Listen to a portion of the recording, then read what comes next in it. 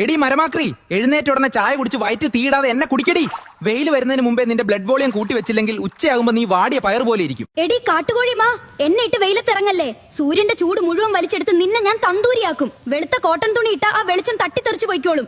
Look നോക്കി നിൽക്കാതെ എന്നെ തേക്കടി. 11 മണി കഴിഞ്ഞാൽ വെളിയിൽ UV താണ്ഡവമാണ്. എന്നെ തേക്കാതെ ഇറങ്ങിയ നിന്റെ കോശങ്ങളിലെ DNA സൂര്യൻ അടിച്ച് തകർക്കും. ഷോ കാണിക്കാതെ എന്നെ ഒന്ന് പിടിക്കടി.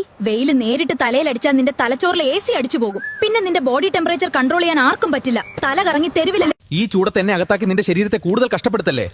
എന്നെ ദഹിപ്പിക്കാൻ നിന്റെ ശരീരം ഒരുപാട് ചൂടുണ്ടാക്കും. പോയി വല്ല കഞ്ഞിയോ പഴങ്ങളോ കഴിച്ച് അകത്തുള്ള തീയൊന്ന് അണക്കിയോ. ഈ ചൂടിൽ ഞങ്ങളിട്ട് സ്റ്റൈല് കാണിക്കല്ലേ. നിന്റെ കാലിലെ രക്തക്കൊവലുകൾ വീർത്ത് ചൂട് പുറത്തോട്ട് കളയാൻ നോക്കുക. അത് തടഞ്ഞാൽ നിന്റെ ബോഡി മൊത്തം ചൂടാകും. മര്യാദക്ക് വല്ല ലൂസ് എരിപ്പ് ഇടും. എടി മരഭൂതമേ, പുറത്ത് 40 ഡിഗ്രി ചൂടുള്ളപ്പോ എന്റെ ഉള്ളിലെ കെമിക്കൽ റിയാക്ഷൻ പാളം തെറ്റും. വെയിലത്ത് വെച്ച് ഗെയിം കളിച്ചാൽ ഞാൻ പണി നിർത്തും. എന്നെ ഒന്ന് തണലത്ത് വെക്കടി. എടി കരിങ്കാലി, എന്നെ കണ്ടോ? കടും മഞ്ഞ. ഇതിനർത്ഥം നീ കുടിച്ച വെള്ളം ഒന്നിനും തികഞ്ഞില്ല എന്നാണ്. നിന്റെ കിഡ്നി വെള്ളമില്ലാതെ കരയാണ്. ഞാൻ കറങ്ങുന്ന കണ്ട് സോഫയിൽ ഇരിക്കണ്ട.